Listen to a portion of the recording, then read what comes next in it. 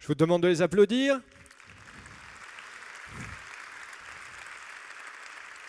Et pour discuter et découvrir ensemble maintenant le thème de cette soirée, l'entreprise libérée, je vous demande d'accueillir Françoise Raverdy, qui vient de nous présenter son projet, Nicolas Hénon, tout jeune directeur de Kiabi, et monsieur Thierry Pic, le dirigeant de Clinitex.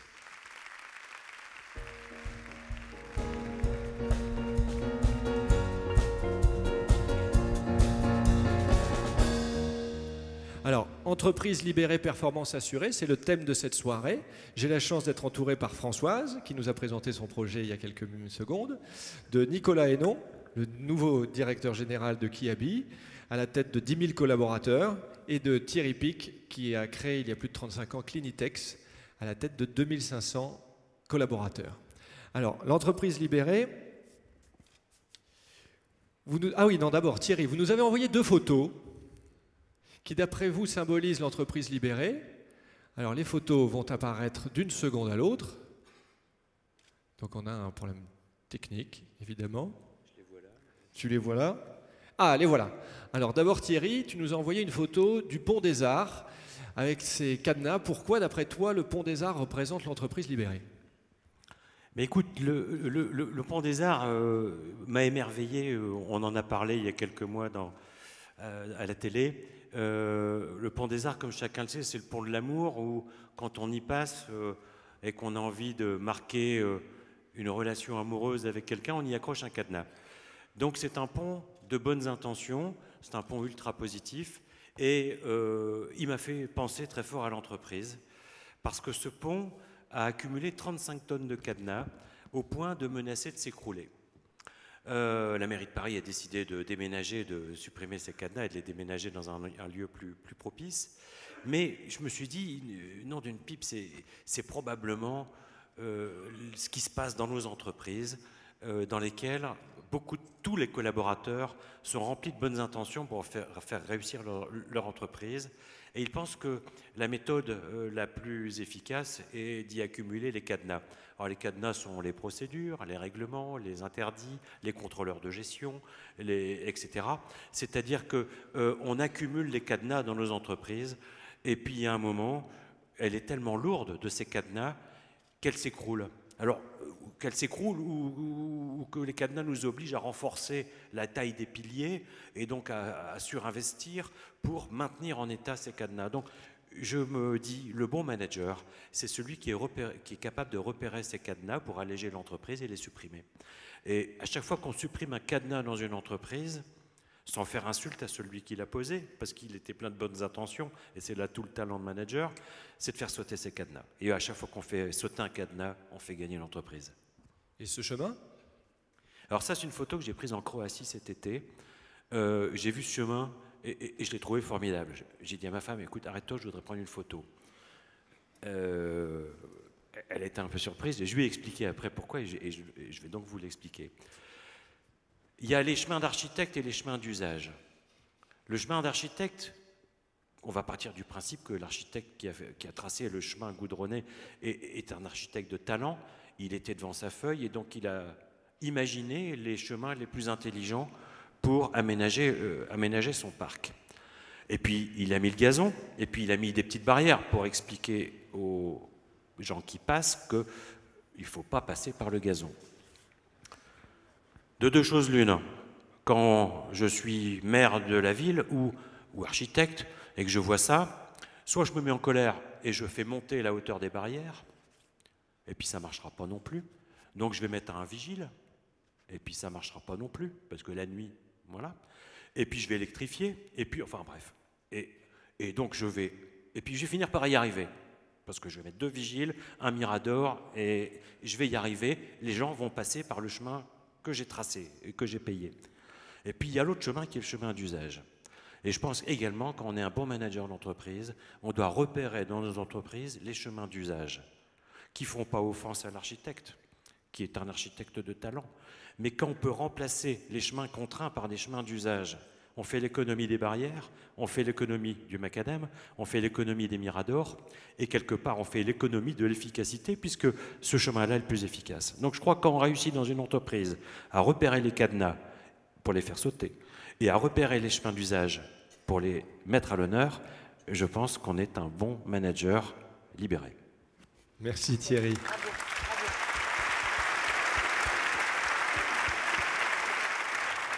Nicolas Hénon, vous êtes le tout jeune directeur général de Kiabi, 10 000 collaborateurs. Chez Kiabi, on parle depuis 3-4 ans de libération. D'où vient ce mouvement nouveau?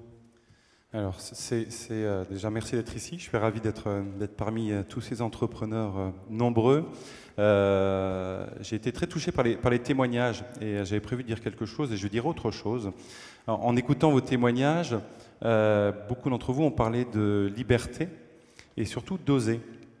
Et au fond, moi qui m'intéresse souvent au pourquoi et à la finalité des choses, vous avez donné tous les deux mots majeurs, les deux clés majeures de la libération dans les entreprises. Comment recréer cet espace de liberté pour oser entreprendre. Et au fond, toute entreprise n'était pas un or entreprendre en soi. Et si Kiabi ne devait pas devenir un or entreprendre pour créer et libérer tous ces talents d'entrepreneurs. Bon, enfin, pour répondre à la question, on est dans un moment du monde qui enregistre énormément de changements, de transformations. Et émerge depuis quelque temps cette notion de liberté, de libération des entreprises. Et ce que j'ai envie de dire, c'est que c'est tout sauf un phénomène de mode. La question profonde de l'entreprise, c'est de savoir au fond de quoi on a besoin de se libérer. Et quand il suffit juste d'observer le monde et puis d'observer tous les projets qui ont été présentés ce soir, il y en a d'autres encore à mon avis qui n'ont pas pu être présentés, et tous ces projets sont tous plus fous les uns que les autres, et surtout très innovants. Et quand on observe le monde actuellement, et tous les experts en prospective le confirment, on est en train d'assister à une transformation profonde du monde, et certains parlent même d'une nouvelle ère qui émerge. Il y a eu l'ère industrielle, il y a eu l'ère de l'information, on rentre dans une nouvelle ère qu'on appellerait holistique, pour reprendre les propos de Marc Alevi. Et cette nouvelle ère nous confronte à de tout nouveaux paradigmes. Nouveaux paradigmes de comportement, on parle de collaboratif, on parle de coopératif, on a parlé de crowd tout à l'heure. Nouvelle ère de comportement de consommation, on parle de plus en plus de frugalité, de valeur, d'usage, de partage. Et tout ça fait émerger énormément de choses dans le monde auquel on est confronté. Et naturellement, l'entreprise est confrontée à ces transformations. Et la question de fond, c'est de se dire comment l'entreprise doit réagir et s'adapter, et de quel paradigme l'entreprise doit-elle se libérer pour réussir ces nouveaux défis qui se confrontent à nous. Donc ce n'est pas un phénomène de mode, c'est un besoin profond de l'entreprise de se transformer pour aller aborder ces nouveaux paradigmes qui se présentent à nous. J'ai vu une émission dernièrement avec Laurence Vanet qui disait que l'obstacle principal à la libération de l'entreprise, c'était l'ego des dirigeants.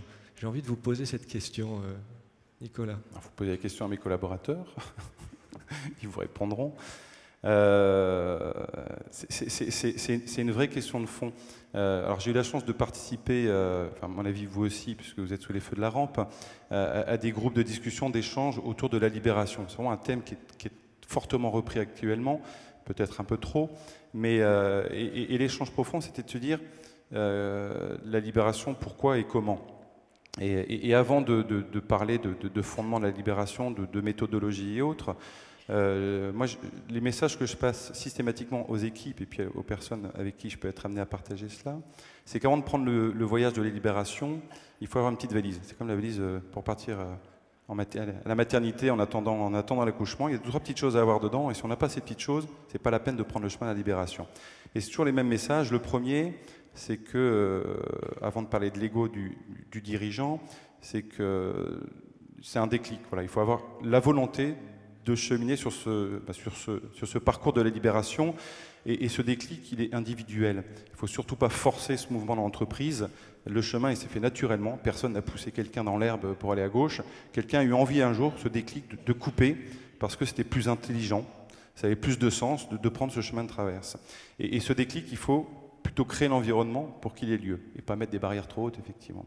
Le deuxième déclic, le deuxième élément à avoir dans sa petite valise, c'est que le mouvement de libération, que ce soit dans 15 salariés, 2005, 10 000, 100 000, c'est un mouvement long, parce qu'on est en train de parler de la mise en mouvement de chacun des collaborateurs. Et ce qu'il faut avoir en tête, c'est que ce n'est pas un team building où on se lance dans la libération.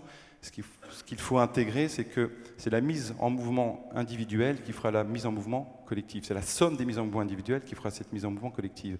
Et du coup, tu parlais du rôle du manager dans l'entreprise. Ça réaffirme les vrais fondements du rôle du leader, du manager au sein de l'entreprise, d'accompagner chaque collaborateur dans sa propre mise en mouvement pour oser et créer. Et la troisième chose, c'est que c'est un mouvement humain. Voilà, on parle souvent d'organisation, de transformation. La première chose à avoir en tête, c'est qu'on parle d'hommes au sein d'entreprise. On a des hommes qui créent les entreprises ce soir. Comment recréer les espaces au sein d'entreprise pour recréer un environnement dans lequel les hommes osent créer et aller au-delà dans leur métier. Merci.